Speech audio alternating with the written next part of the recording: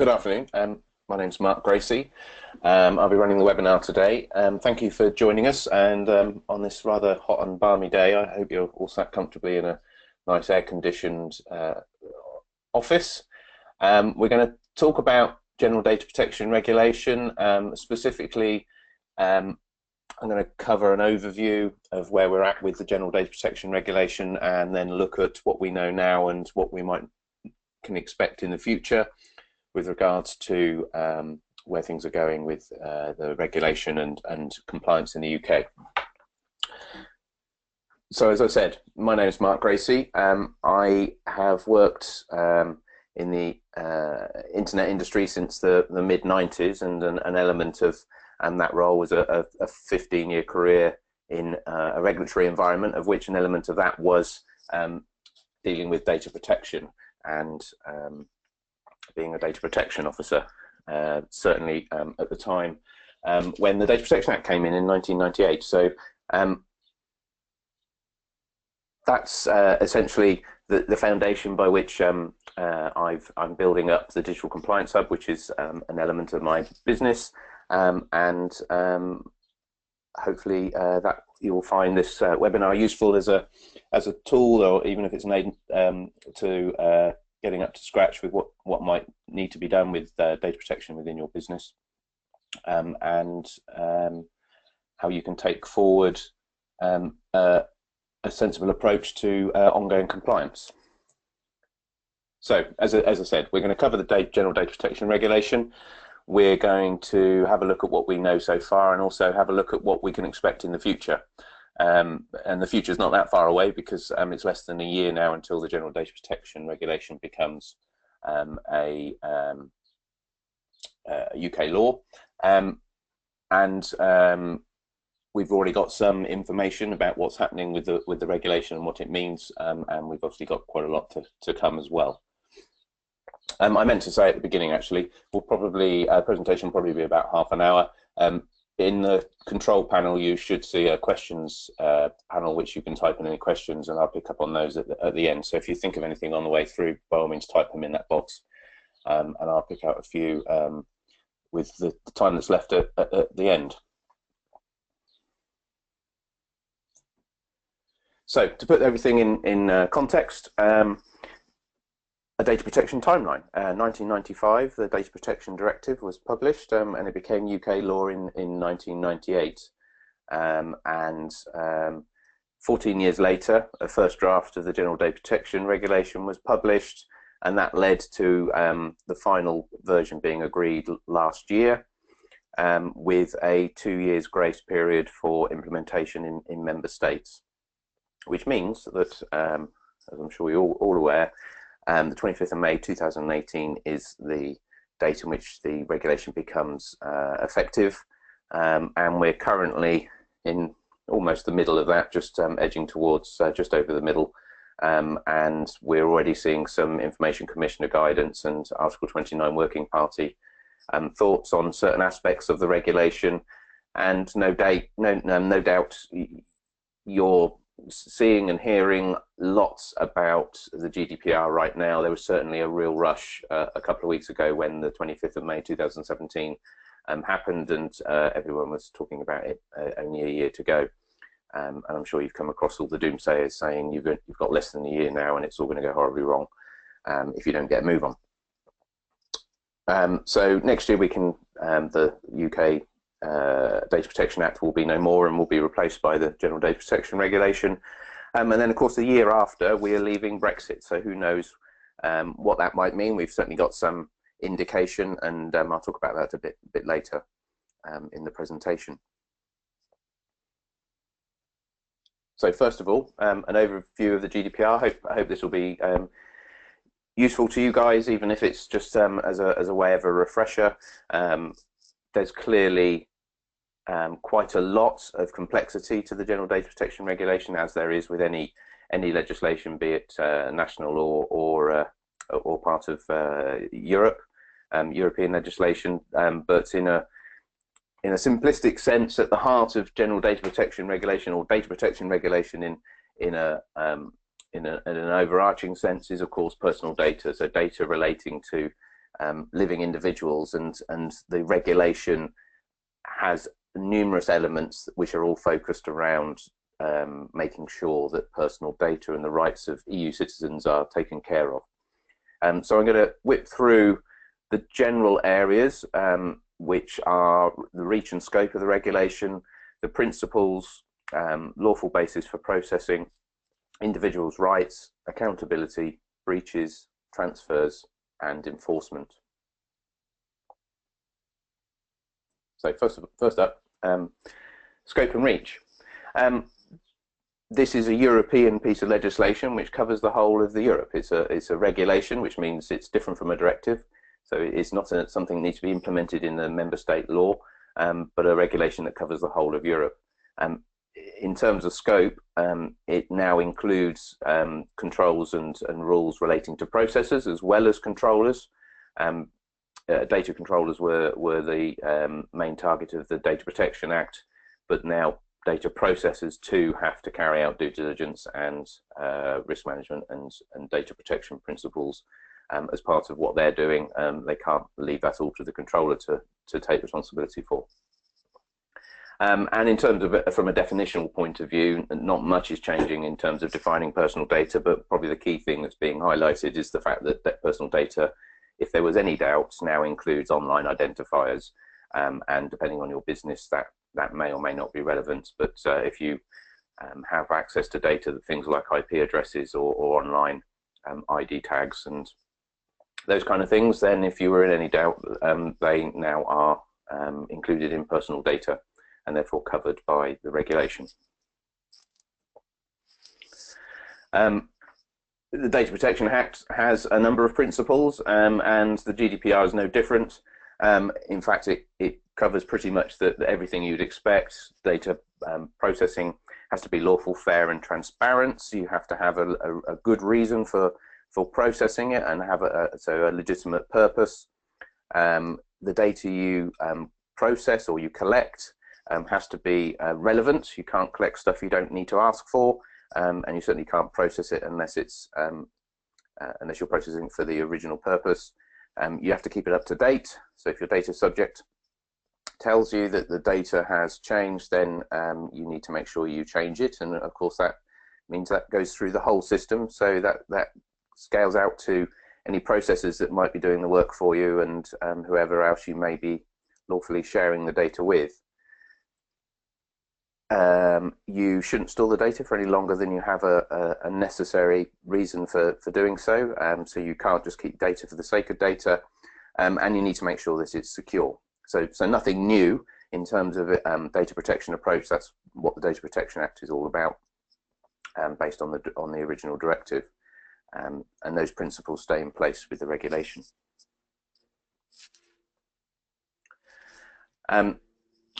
One of the things that's particularly of interest to a lot of people at the moment is issues around consent and lawful basis for processing. There's clearly lots of reasons you may be processing data. So if you need it for the purposes of delivering a service, for example, then you would have a lawful basis for processing.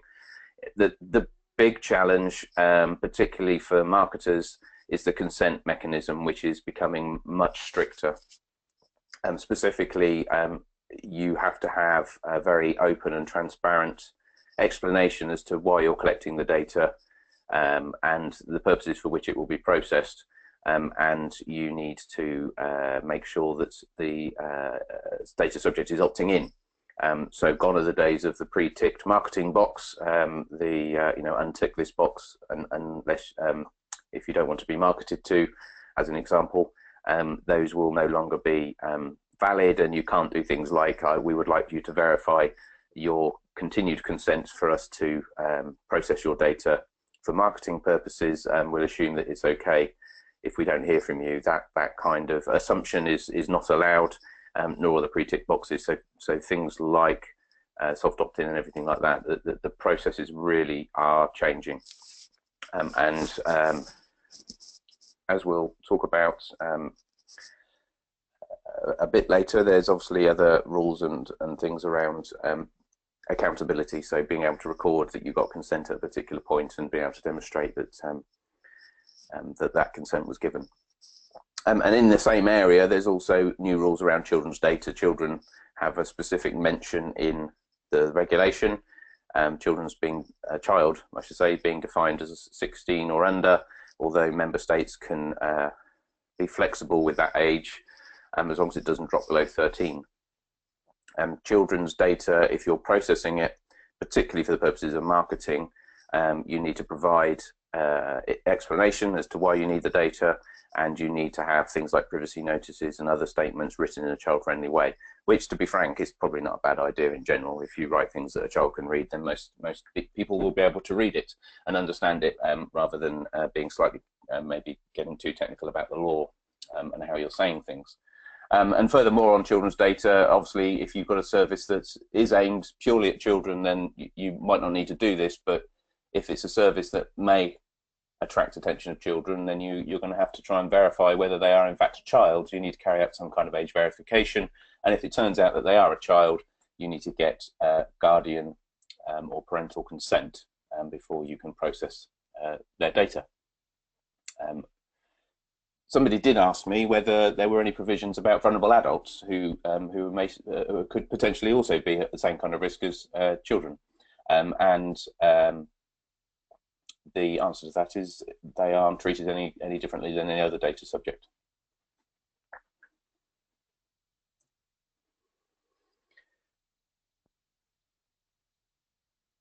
I should point out, I do apologise, the title of the slide, Data Protection B2B, I'm not quite sure where the B2B's got in there, but that's not irrelevant. This is data protection in general, so apologies for some of these slides having B2B in the context. This is the B2B data is a completely different set of rules covered by the privacy regulations, but certainly in terms of marketing, but I'm talking in a general sense about personal data.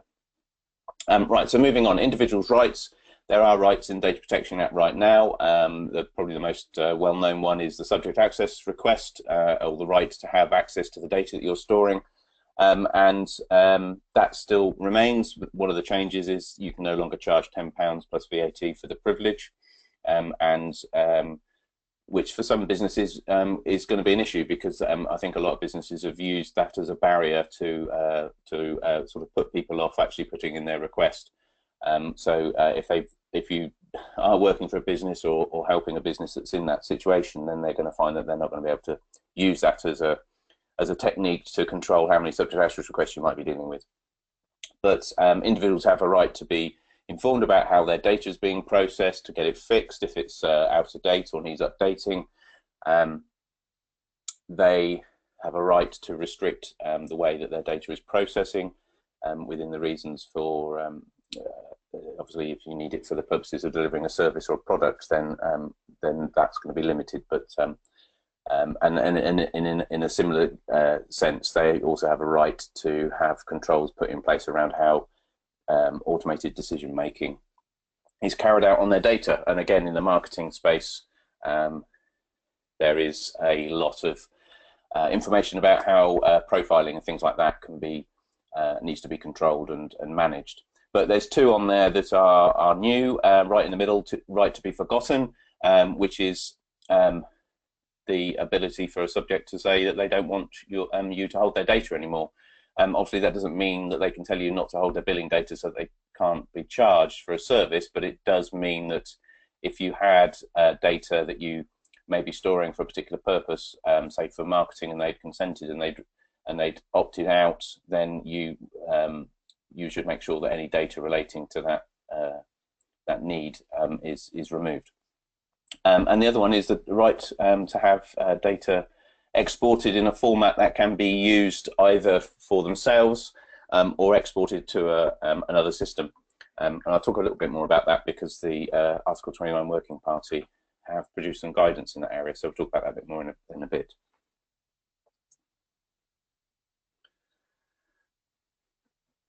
Another principle of the data protection regulation, a general data protection regulation, is accountability. You need to make sure you've got your internal processes and policies in place, that you've documented certain types of processing requires certain types of documenting.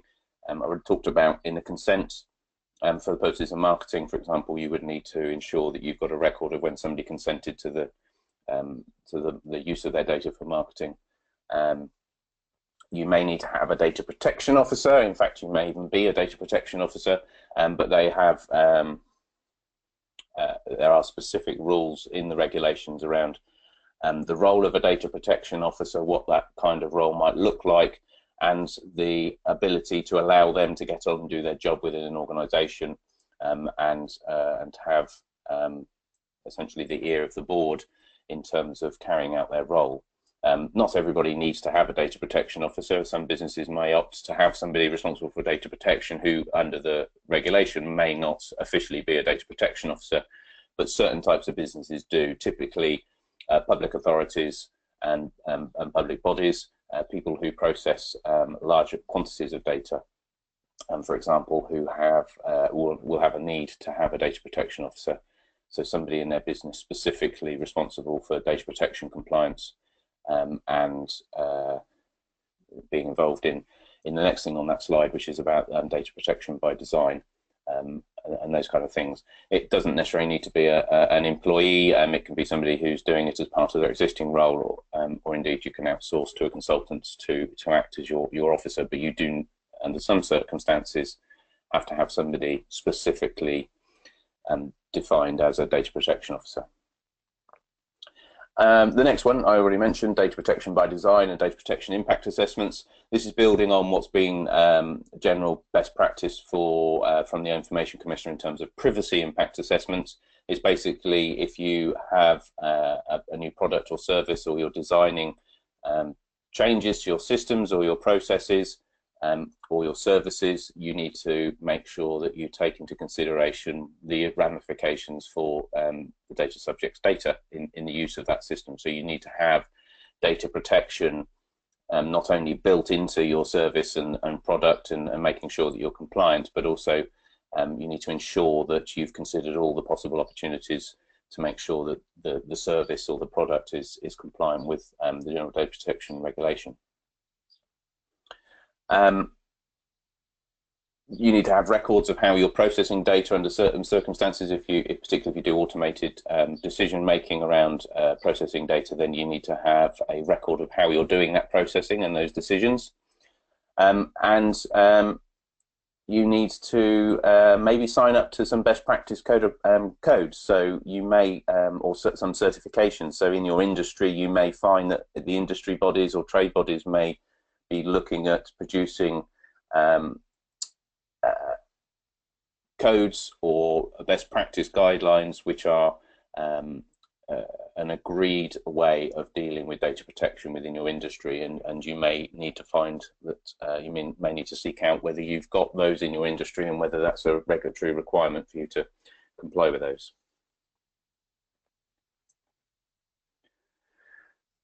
There's some stuff in there about breaches, particularly notifying the regulatory authority and the subject, the data subject, and issuing notices around what's happened with a breach. This is particularly pertinent if the breach relates to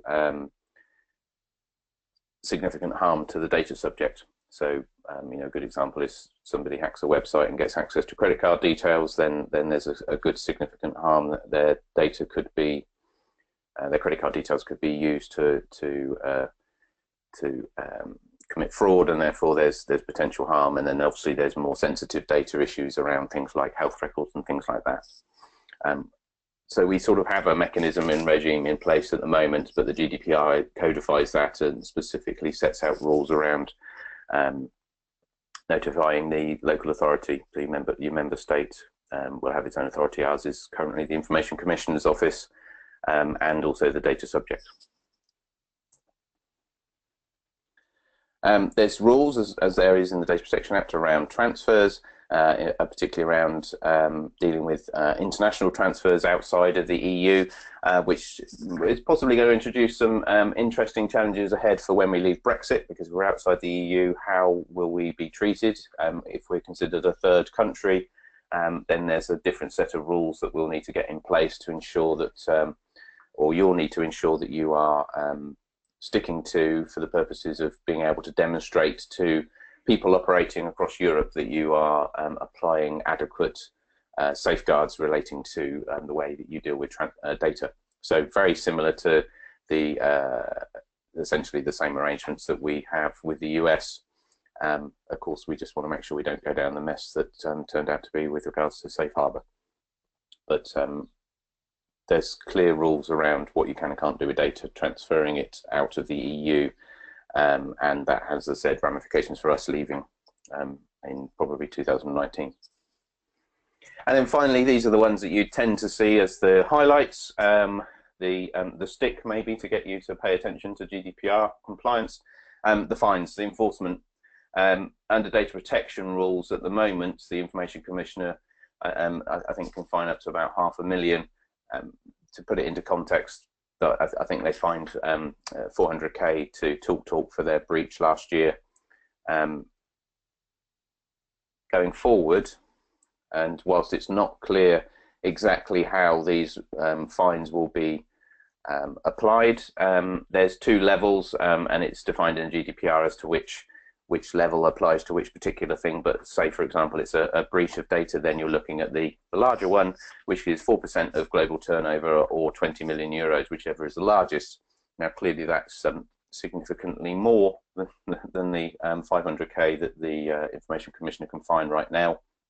But as we know, the Information Commissioner doesn't tend to fine the top figure, so it's difficult to know how, I guess we'll find out over time, how the regulatory bodies decide to implement their fines. And then, of course, there's also the thing to consider, and when we talk about fines and enforcement, at some point when we leave Europe, the Information Commissioner, if that's still what they're called, will need to be funded in some way. So whether that's an indication that we're going to see lots of fines, and they're going to be seeking and doing a lot more work around finding issues, it's difficult to say. And I think I read somewhere, I'm not sure if it's rumour or the truth, that they're actually hiring a lot of people for enforcement. So you could be sceptical and say that that's because they need to ramp up their fines, or they're going to get prepared, or there's an expectation that there's going to be a lot of people who aren't going to be compliant with the GDPR going forward. Okay, so that was a whistle-stop tour of the General Data Protection Regulation. This talk was aimed at data protection officers, so hopefully you guys already knew most of that,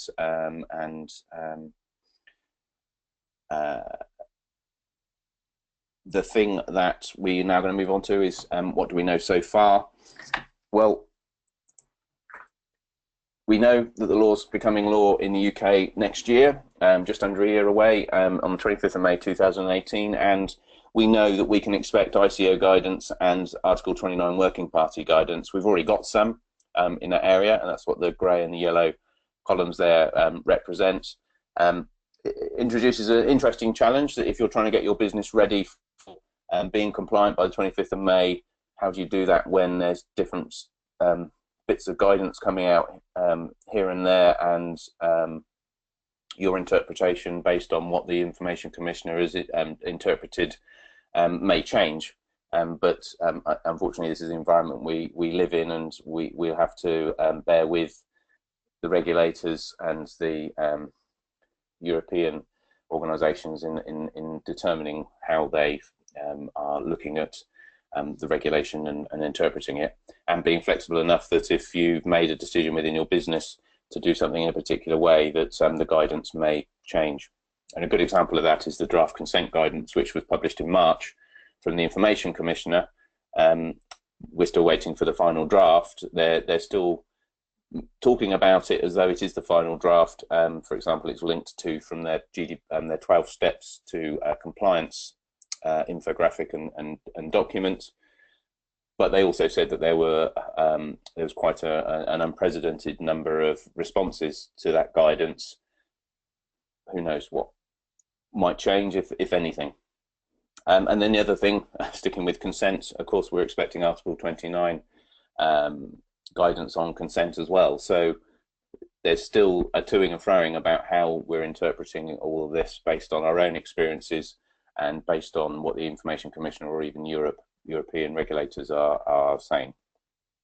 But from an ICO point of view, what do we know? Well, the ICO is pushing out lots of content and information, maybe not as helpful as some businesses will need.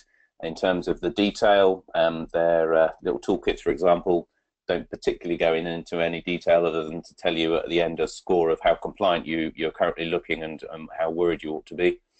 But there is some useful stuff like the 12 steps that sort of give you a strategy of how you can move things forward. As I mentioned, there's draft consent guidance, and they published a document recently around profiling and trying to get some views ready to push that into a Article 29 working group discussion. The Article 29 working group, however, have been slightly more busier, and there's currently three. Excuse my phone ringing. There's currently three pieces of guidance, one around data portability, one around data protection officers, and one around lead supervisory authorities. The data portability guidance sets out essentially the requirements to allow subjects to request data to be exported from your systems and in a way that they can use for their own systems, or even import into another system such as a competitor. It's not solely for that purpose, but it may be that people will want to have access to the data so that they can, when they switch, and we may see in certain businesses like telecoms and energies, for example, to aid the mechanisms of switching provider, there may be more regulatory controls put in place about making it easier to switch. One of the interesting things to consider if you are looking at portability, which you're going to have to because it's part of the regulation, is what kind of level of portability you're going to offer. You know, are you going to provide API access to your systems to allow the export and import of data between similar companies or providers? How do you provide do you provide an automated system to allow your customers to log into an online system and get access to the data themselves, or are you going to be pushing CSV spreadsheets everywhere?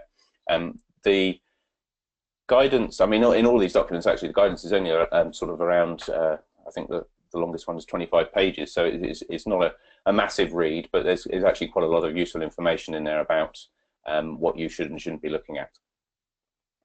On the data protection officers, again, it's setting out the Europeans' views on how data protection officers should work within a business. As I mentioned earlier when we were talking about it within the context of the GDPR, public authorities and bodies need a data protection officer, so do organisations that are processing data as a core activity or on a large scale, or organisations like telecoms providers, and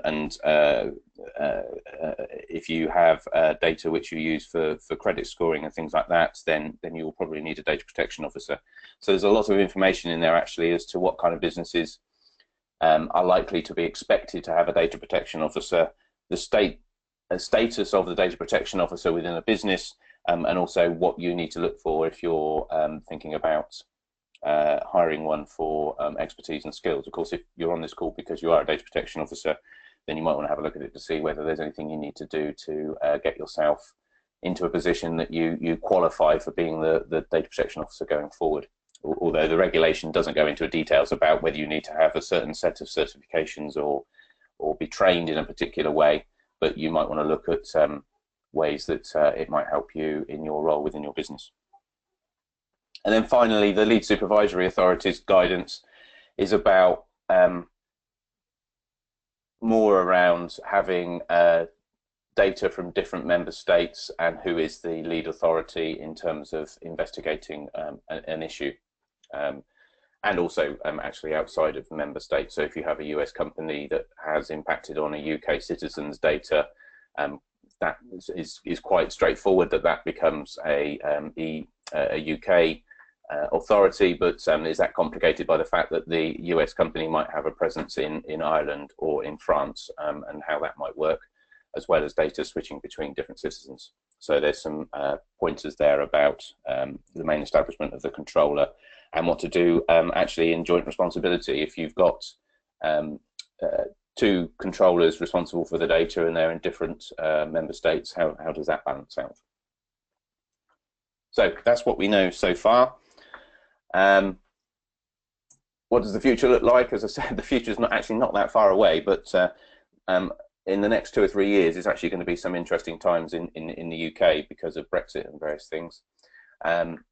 So what can we expect? Well, in a general sense, we're going to get more guidance, both from the ICO and the Article 29 Working Party. The regulation will become law in the UK next year. We've got the potential that we're also going to have new e-privacy regulations. So the e-privacy directive is implemented in the UK as the Privacy and Electronic Communication Regulations, or PECA, and that sets out around rules around electronic marketing and cookie controls and things like that. And there's a lot of speculation that, particularly around cookie controls, that's going to change and hopefully make the understanding of cookies so much easier from an implementation point of view, in terms of what you can and can't do with regards to notices and how you get qualification that people are happy for you to carry on using cookies. The current thinking is they want that to be an effective regulation again across the whole of Europe at the same time that GDPR comes in. But there's a lot of skepticism that how they will achieve that, given that the first draft was only adopted earlier this year, and these regulations do take some time to actually get to the final draft. And also, there was some stuff leaked at the end of last year, which implied that actually the whole marketing in a business-to-business environment is changing, and so whilst that aspect has actually been withdrawn from the current draft, it's worth keeping an eye on it for those purposes, particularly if you work in a business that does a lot of marketing, particularly online marketing. And then, of course, I was going to say an elephant in the room, Brexit. Well, of course, it's not an elephant in the room because it's on everybody's agendas. What's going to happen with Brexit? The Great Repeal Bill in the UK is set to enforce current UK law at the point we Brexit into UK law going forward. And then they'll start, the government will start picking off bits of legislation and fixing the bits that we as UK citizens don't like that have been entranced in UK law because of Europe.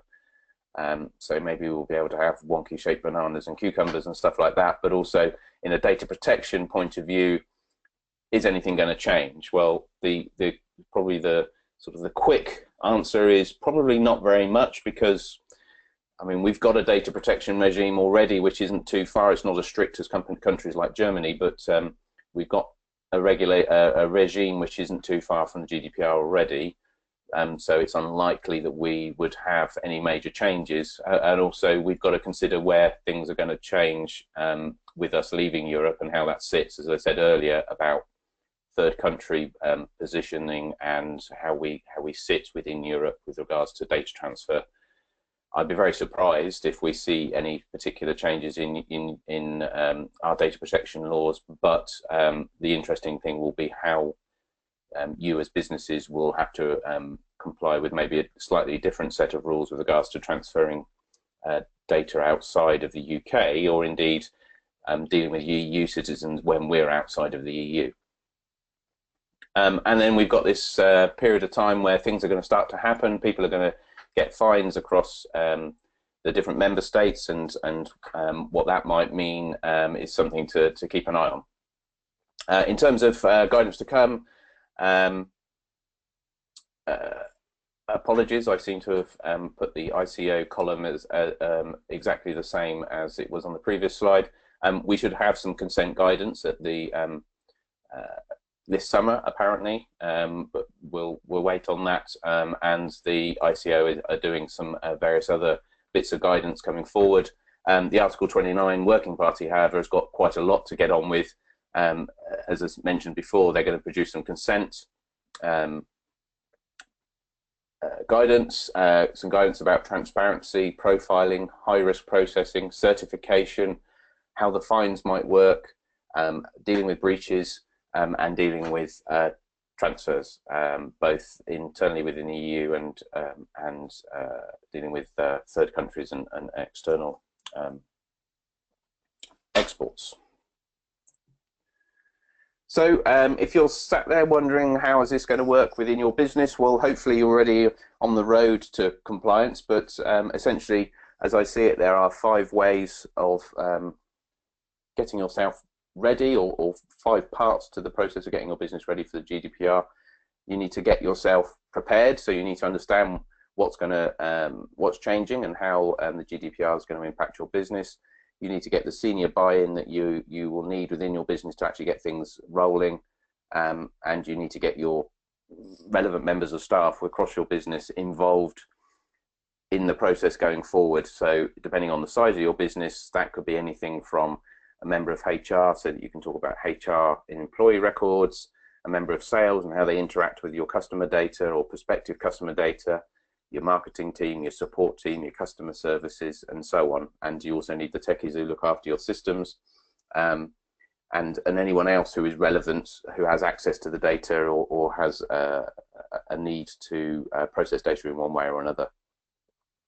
You then need to carry out an audit and perhaps come up with some registers which list the kind of data that you've got, the systems that they're on, and by systems, that's anything from an Excel spreadsheet up to you know, a CRM or something like Salesforce, those kind of systems. And you need your policies in place.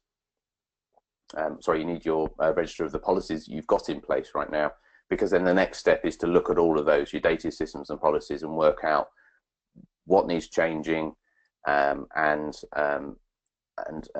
what those changes might look like across those 3 things. So your data, your systems, and the policies. So, you know, a good example, I talk to a lot of marketing people, is that they're going to have to look at their data that they've got already that they use for marketing purposes and decide whether it's suitable for going forward, and whether they want to do some data cleansing around what is the most effective data in there, and whether they've got data that nobody really is engaging with their campaigns, and they might want to use it as a marketing refresh perhaps. And then of course you need to have an action plan which you deliver and actually get on and meet the compliance deadline of 25th of May next year. And an element of that will also be making sure that your employees are trained. Everyone across your business needs to know what's changing, and the specific roles where people have touch points with your data are going to need to have an understanding of how the regulations are changing and the impact on their role. And then of course finally is you're managing your ongoing compliance. You need to, as we said, we've got lots of things that are going to be changing over the next year or so with regards to different bits of guidance, and we need to keep on top of that and understand whether our own processes need to be tweaked slightly or at all. You need to make sure everybody's kept up to date and have regular reviews of your policies and your processes. And in fact, I'm sure I don't need to tell you, managing compliance is a cyclical process that covers everything from how you manage user rights to reviewing your policies, your training, keeping everyone up to date, and of course making sure that your security and your systems are in place. And managing compliance is as important as anything, and is probably the key to ongoing success. If you don't have things in place, you're going to find it difficult to defend any accusation from the regulator, so the Information Commissioner, that you've put any thought to this. And if you've put some thought to it and they don't like your conclusions, then they'll tell you, and that might put you in a good stead, as opposed to not being able to demonstrate that you've got anything or even had any thoughts about it. So get your policies in place, get your processes in place, and get your employees trained, but definitely manage ongoing compliance going forward. And quick sales plug, that's really where the Digital Compliance Hub comes in. So Digital Compliance Hub is an online service that I've launched, which it doesn't just cover data protection, but looks at how different rules and systems need to be in place to help you with your business compliance in general. So it covers data protection regulation, it covers privacy and marketing regulation, it covers how you use web and online services, and you secure your data and cybersecurity risks. So it's not about the technical stuff on those things, it's about the people, the policy, and the processes, and it can help you understand and maybe give you some guidance in that area. And for that purpose, there's also loads of different training and workshops and the kind of webinars that you've just joined. So that's the Digital Compliance Hub. I've been going for about 40 minutes, so now's probably a good time to move on to any questions. As I said earlier, there are questions there's a control panel section called questions. And if you want to type a question in there, or something you've just thought of, then by all means do. Anne's asked a question. How about solopreneurs? Do these regulations apply in the same way than general regulations?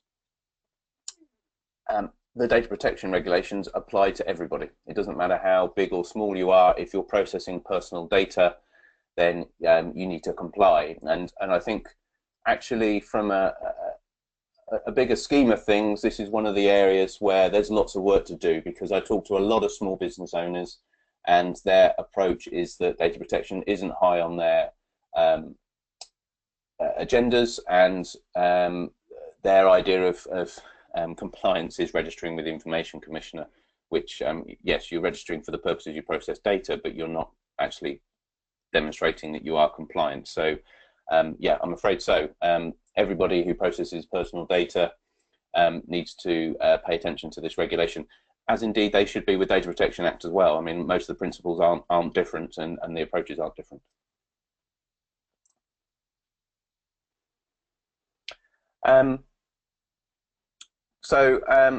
And you're also asking about, can you register with the ICO free of charge and retrieve some draft forms? I'm not quite sure what you're asking there. In terms of registering with the Information Commissioner under the Data Protection Act, you have to declare, for most people, have to declare what it is that they are registering, sorry, what they are processing the data for. So it's about purposes of processing. That is actually going, there won't be a need to do that under general data protection regulation. If you're looking for some compliance advice and guidance and things like that, there are toolkits and things available. If you go to the Information Commissioner's website, then you can access little toolkits and general guidance. But then that's also what the Digital Compliance Hub is about. So if you're looking for example, there is a section where that 5 steps of guidance, compliance that I was speaking about before, there's a whole section there that gives you bits of information and tools that you can download and use. So there's, for example, an Excel spreadsheet that you might want to use as a register for your data and your systems and your policies. So if that's the kind of thing you were asking for, then it might be worth giving a look. And in fact, just quickly going back, I meant to say that if you want to have a look around the hub, if you use hub-free-month at the checkout, then you can use the hub for a month for free, and part of that will be, I can give you a quick show round of what's on there so you can see whether it helps at all.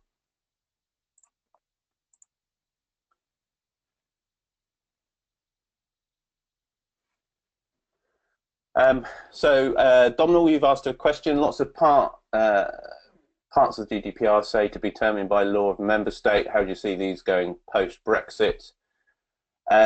Well, I guess we're going to have to wait and see what happens with the Brexit negotiations. There's lots of indication that it's not going to be a friendly separation, so who knows? I think there's a number of different options. Most of the carve-outs, from what I understand it, relate to things like lawful access for purposes of prevention of crime and those kind of things. But I think the big challenge for the UK is getting everybody compliant with the GDPR next year, getting past the block that most businesses seem to think we're leaving Europe and therefore they don't need to pay attention to it.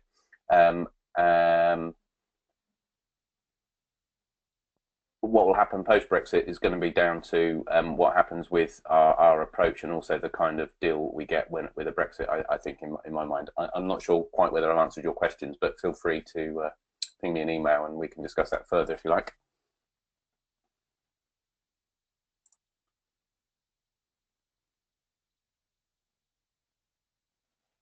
Okay, sorry, quite a few questions coming in.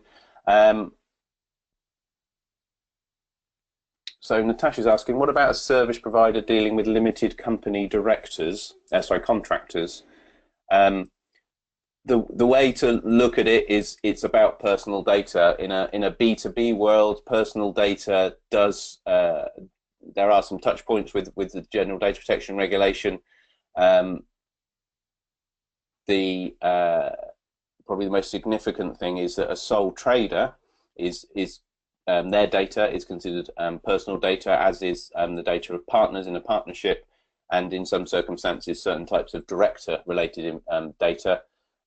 If it's personal data as defined in the regulations, then it applies regardless of what role those people might carry out within your business.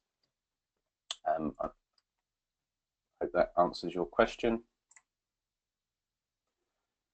And thank you for your and thanks for those who are just saying thanks in response to their questions. That was all the questions that I've been asked so far. If anybody's got any more, then you've got a couple of seconds to quickly type them. I excuse you if there's some typos, but if you're typing really fast. Otherwise, we'll leave it at that. As I say, just a reminder, even if you want to have a demo and want me to show you around what the Digital Compliance Hub can do for your business, particularly around things like getting yourself prepared for compliance, maybe using some toolkits and things like that, then send me an email at demo@digitalcompliancehub.co.uk and we'll set something up. Otherwise, have a look around, use the free month, and in fact, if you sign up before the end of June, you can get a 40% off the subscription for the life of the subscription. So a double plus bonus there for signing up.